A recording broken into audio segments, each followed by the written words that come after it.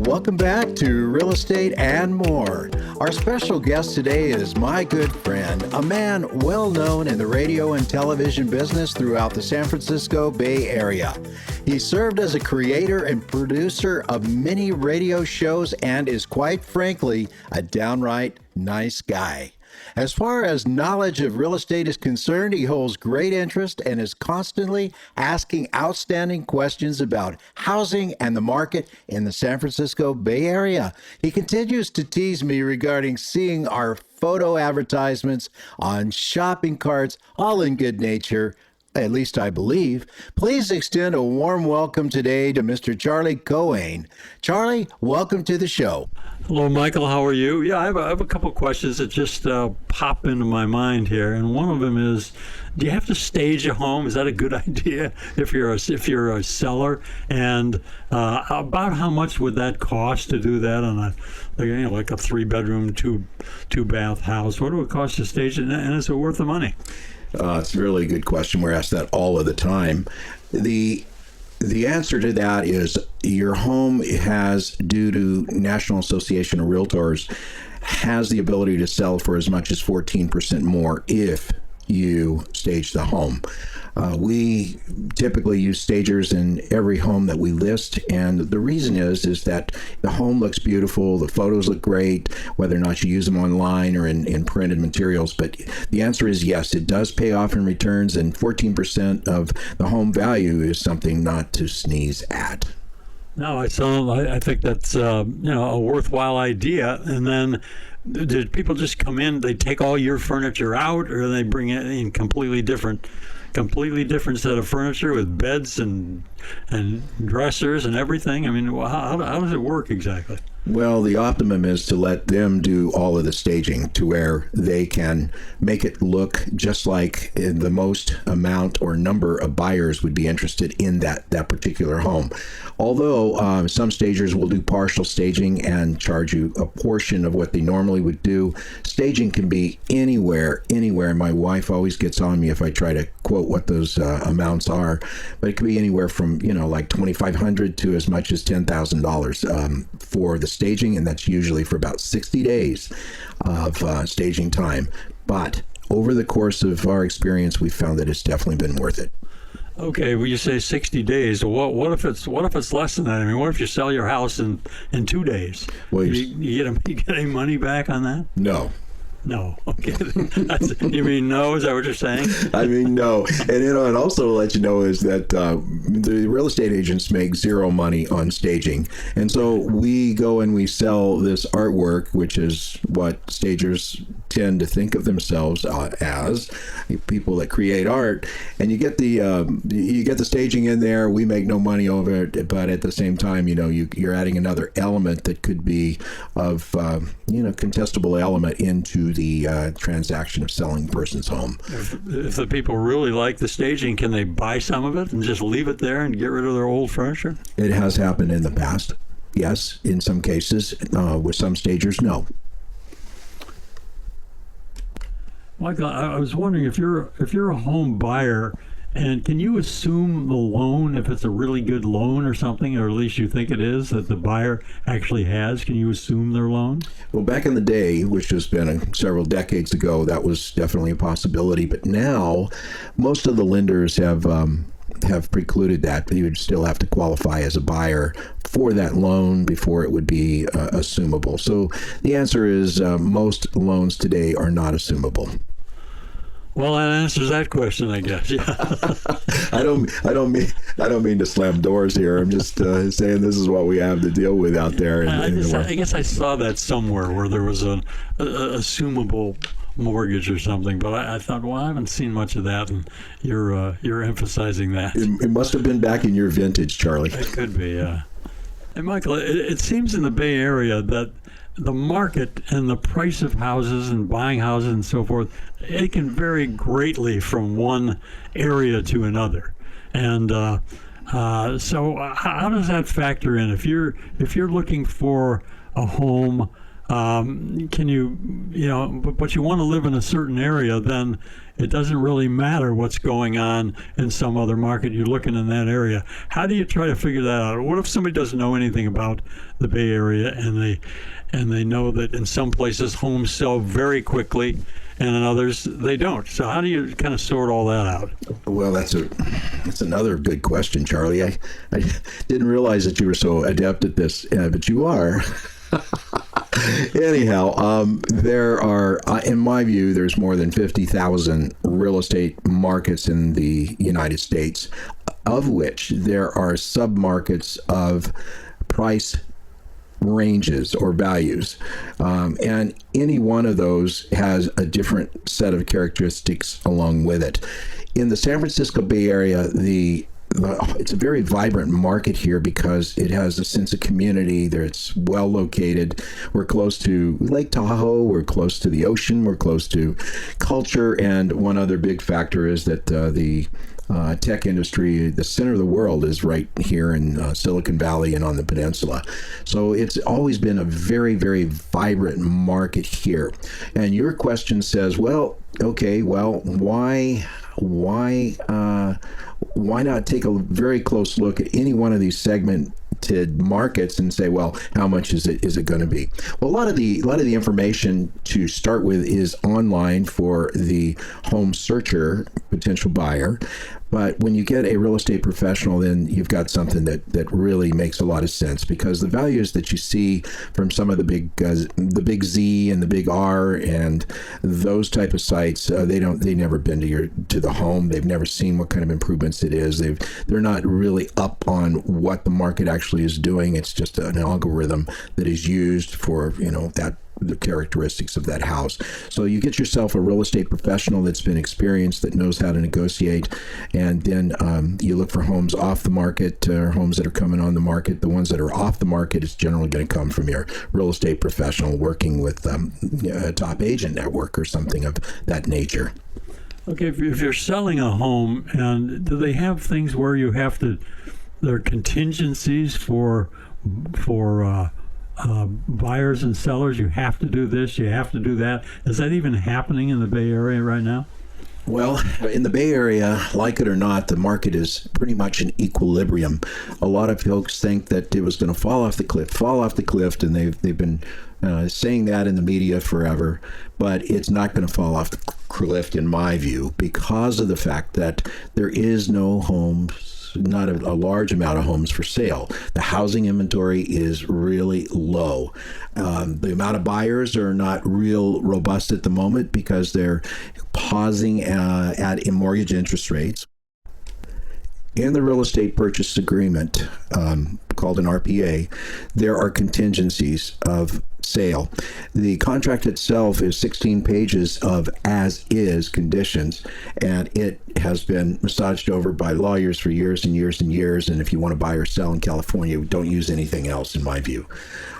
It has primary contingency, which is investigations, where the buyer agrees that within a certain period of time that he will take a look and make his own inspections of the home, and also take a look at any of the natural hazard disclosures that the seller will provide, and then decide, after looking also at things such as the HOA, CC&Rs, the bylaws, if there is an HOA, and then make a decision, okay, well, I'm going to move forward with the contract or I'm not. Usually the contract has a stipulated number of days on that, at which time the buyer agrees to remove per the contract. The second one is the appraisal contingency, because lenders typically will lend the lower of the contract price or the value which is derived by a bank sent appraiser. So in other words, if you have a 20% down payment required and the bank's going to loan 80%, if it's $1 million property, and then the appraiser goes out and it appraises, and I'm going to be a little theatrical, it appraises for $900,000, they're only going to loan 80% of $900,000. So if that case, you might not have, or the buyer may not have enough cash to put into the equity in order to complete the transaction, and therefore he could vacate the contract under that term. And the last one is the loan contingency, which is also agreed in the contract terms to the buyer needs to release that within a given number of days in writing to the seller, indicating that he's moving forward. And that usually happens when the lender calls up and says you've got clear to close. So those are the primary factors of contingency in the residential purchase agreement.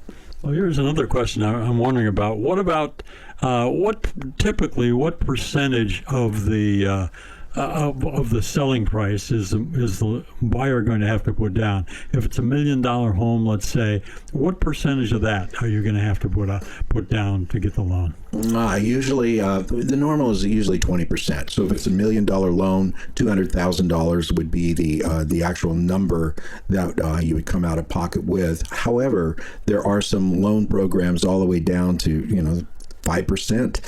The issue with anything less than 20% is that lenders normally will require what they call mortgage insurance, which is an additional cost per month to the borrower.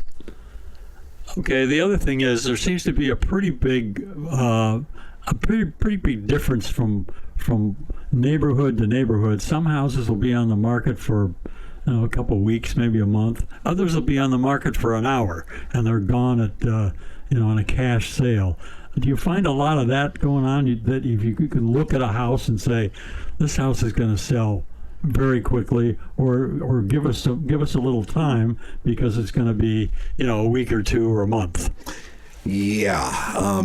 Well, I hate to step out on theirs, but in a lot of cases, you can say, when you look at a home, say this one is definitely going to go. And a lot of factors are involved, whether or not the listing agent has got out there with the marketing efforts, because they are the ones that are responsible for generating some type of activity, buyer activity. They're not responsible for what the market will bear as far as a buyer paying X for the home. There are some homes you can look at and say, well, this is going to move because they've been moving within a short period of time. But remember that all of the markets fluctuate, and they fluctuate much more often than we would like to say. For example, you would expect a desirable area, you expect it to go into contract in 3 to 5 days, but the market kind of pulls back, or the Fed says that they're going to increase interest rates by 50 basis points. At that point, it will definitely cause a pause in the number of days it takes to get that house into contract. There's so many factors that are involved. You just got to be careful with those. Well, I guess this is all boiling down to, if somebody is trying to buy a house or somebody's trying to sell a house, they certainly need somebody like you around to kind of go through all this stuff and do the right things, whether you're a buyer or a seller. I think it's pretty tough to do this yourself. Oh, yeah. It definitely would be. I would never recommend it to anyone. Even when I go to buy or sell a property, I always have a professional that works with me to make sure that I'm getting my T's and I's dotted, crossed and dotted, so to speak. Michael, you've been in this business a long time. Then how different are home buyers now than they were years ago, and home sellers now compared to how they were years ago?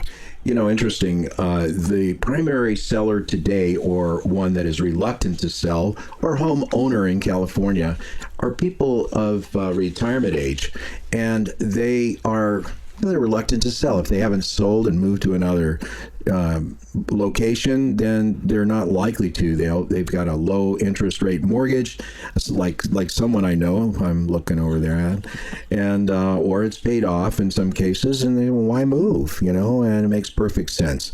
So they're reluctant to put their home on the sale on the market and sell it. Now, our buyers today are primarily we call them millennial age, and they are the younger professionals that are working hard, driving Teslas, usually working in the tech industry, a professional industry, and they're focused on some other things. They're not focused on primarily what they're focused on is mortgage interest rates, and as the rates go up, they give it a reason to pause. They're thinking, it's too high. Nevertheless, or that the 50-year average of mortgage interest rates are 7.72. They just didn't jump in and when it was 2.5, 2.7, like everyone wished they would have. So you've got millennials on one side, the younger buyers, and they want to get in, they want instant returns. They read everything that there is about real estate in the media, and they think they know. And in some cases they do, other cases maybe not so much. And the sellers, they're just reluctant, so we have a market that's basically in equilibrium at this point. However, I hate to make predictions, but I'm seeing that we're going into an election year, and the ruling party, so to speak, right now is likely to say, okay, well, we're going to see what we can do to influence the mortgage interest rates to come down a bit, which in turn will make those millennials want to buy. And when that happens, they're going to be buying, chasing around the same number of houses that they could have bought today for with less competition. Michael, I don't want to get morbid here, but when you die, let's say you die and there's nobody living in your house. Let's say you and your wife are living there, and you die, and your kids inherit the house. Okay, now what do they do? What's going to happen to the taxes on the house? And what are their options when all of a sudden they inherit your house? What happens to taxes, and how do they look at things at that point? Well, currently, just went through this. Actually, we had a dear friend of the family pass about a year and a half ago, and she had substantial assets, and I was in the successor trustee role. And when we sold her house, the basis was stepped up to what it sold for, so therefore it's established, and there was no potential gain because of the stepped up basis, which is good. The second thing is that you can do up to 12 million of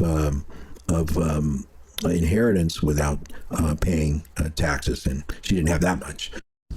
Michael, what about the markets today for buying a home, let's say, or selling a home? How is it is it a lot different than it was 5 years ago? I think it's a bit different. My mother, being a broker, was always talking about location, location, location. In my view today, that is actually the second priority. The first priority is the market itself. We all swim, meaning that all buy and sell transactions swim in the market that we operate in. And bear in mind that there's more than 50,000 markets in the United States, and they're all sub-segmented into price ranges. So that market fluctuates, and we all swim in that market. And I think that market going up or coming down is going to be the primary number one element, and then comes location, location, location. Well, it can be, pretty dramatically different around the country, though, too. You watch some of the real estate shows, and they're saying, okay, well, we got this thing ready to go, and it's going to be $490,000. And then you look around the Bay Area, and you're thinking, wow, where can I buy a place for $490,000?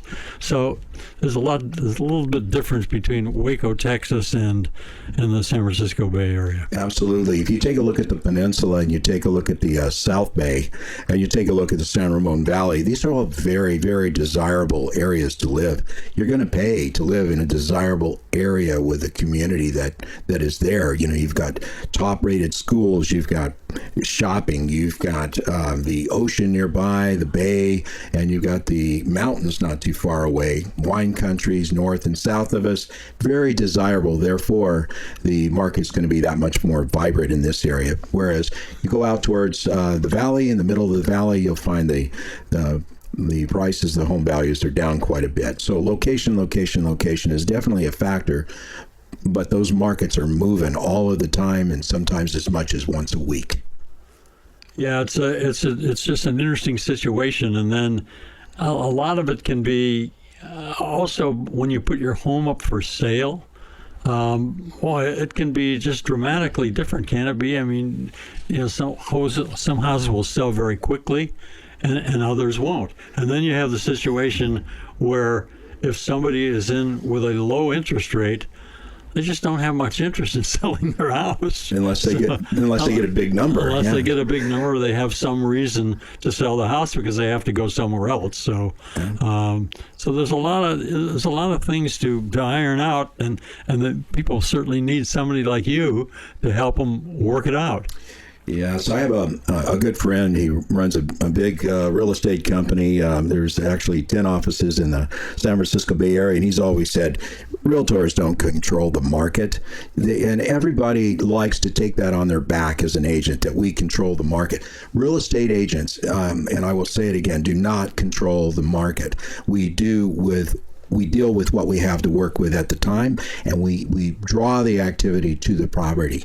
And if the property is already desirable, it makes it a little bit less challenging in that regard. And that's number 3 is the property. The third element that we need to consider is the actual property itself.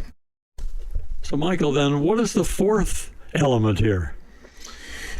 Well, as a seller, knowing that your real estate professionals are unable to control the market, you have to realize they do have an influence on whether or not the property will sell quickly or medium or take a long time. And the reason is that there's things such as staging, preparation of the home if it's got some issues with it, the inspections, and you know about them, and you repair those, and then of course advertising and marketing. How you get it out there in front of potential buyers is absolutely critical. You need to get it out there in such a way to where it's not obtrusive, but it shows many times, or is heard many times, that it's for sale before you actually get the interest. Because in today's media, there's so much material out there that if you only say it once, then they only hear it once and it gets lost and all of the rest of it. So the fourth element is you need to find a very good real estate professional to help you in selling your home. It seems like you would just, if you don't do that, you're probably just taking money out of your pocket, because, I mean, you as a real estate professional are just going to know more what to do. It may cost the seller a little bit, but it's probably worth it, because you're talking about a lot of money here for most houses around the Bay Area. And, you could just make the wrong call if you're not doing that, if you're not involved with a real estate agent like you that knows what's going on, because that's all you do is worry about stuff like this. And people who are selling or buying, it's just part of their life, but it's not. They don't have to know everything. You have to know everything, and that's why people would depend on you to help them along. Well, actually, when you go to represent a seller, you are the seller's advocate. You are the one that is responsible for bringing a deal to the table, whether or not it's through another agent or not, and providing the advice that's necessary. And one of the things that is underrated and underthought about is the ability of a listing agent to negotiate a contract. And when you hire an advocate, you don't want to hire just a public defender. If you got a problem, you want to hire somebody that is a big gun that can actually deal with other agents when they come with their offers and such, and represent your interest, number one. Because let's just say that in a deal for $1 million, there could be a swing of $50,000, even $100,000 of proceeds to the seller. In our team, our number one priority, and it's written on the wall, is that we represent the client first and foremost. And then, of course, we have to put food on the table, which is a very, very small percentage, whether or not you pay 5.5% of a total sales commission, or whether or not you pay 6.5% of a total sales commission. It's pretty minor when you take a look at what the potential return you can have by hiring the big gun instead of the public defender. And it gets a little tougher from your standpoint with the way the interest rates are. It's kind of hard to find sellers these days, and you have to adjust to all that. And so it's not like it's maybe it wasn't like it was a few years ago when interest rates were pretty easy to come by. Now it's a little trickier, and you have to deal with that. And that's why, you would be better at that than somebody trying to deal with all that on their own. Yeah, I wouldn't try to represent myself in court if I were accused of a crime either. Real estate professionals, it's underrated because the actual accomplishment of the license is not that difficult, but the practice that you do from day to day in and day out and gain an experience could mean the difference in one sentence that is delivered to the other side, making a huge amount of difference in proceeds to your seller. Now, and now if somebody has to sell their house for whatever reason, and they have to move to another place, all of this becomes really important because you don't, you're going to buy another place and the interest rate is going to be different, maybe, and it could be dramatically different than what you're selling it for. So there's just a lot of things to worry about if you're a buyer or a seller. So it's good to have somebody along that can help. We held an open house just on 2 weeks ago, and there was like 16, 17 parties of people that went through, which is equivalent of maybe 40 to 45 people. That's a pretty good turnout. But out of those, no one generated an offer. No one walked up with an offer. And that's a little bit different than the way it used to be, because you have that number of people through there. Odds we're going to say that you get at least one good offer from there. You would think so. Well, that's what you have to kind of keep track of, because who knows? 5 years from now, things could be different. Maybe the interest rates will go down. Maybe they won't. But it's a changing market, and if you're not in the business, 8 hours a day like you are, then it's just something you have to depend on. If you're a buyer or a seller, you need help. Charlie is a veteran of the radio and television business and a knowledgeable person on Bay Area housing. A big thank you to our special guest today, Charlie Coane. It's always a pleasure to see you, Charlie. Tune in to Real Estate and More every Saturday morning from 9 to 10 o'clock on KGO 810 The Spread. The show is also streamed. It can be heard on your mobile device by downloading the app 810 The Spread from the Apple App Store and from Google Play. I hope you tune in next Saturday morning at 9. Have a perfectly outstanding week. The views and opinions expressed are based on current economic and market conditions and are subject to change. Information on the show provided for illustrator purposes only and does not constitute professional or legal advice. Information from sources deemed reliable, but accuracy and completeness not guaranteed. Michael Hatfield and the Michael Hatfield RE team have no liability for information discussed on the show. Consult with qualified professionals prior to taking action. We at the Michael Hatfield RE team enjoy representing our valued clients. If you or someone you know is interested in buying or selling and wishes to schedule a complimentary appointment with the Michael Hatfield RE team, call us at 925-322-7775. That's 925-322-7775. Or go to our website, michaelhatfieldhomes.com. I'm Michael Hatfield. Thank you for listening today. Join us next Saturday at 9 a.m. for the next Real Estate and More, when we again sharpen our focus on how's the market. Join us next Saturday morning at 9 and have a wonderful week. Best wishes and blessings to you. DRE 01493761.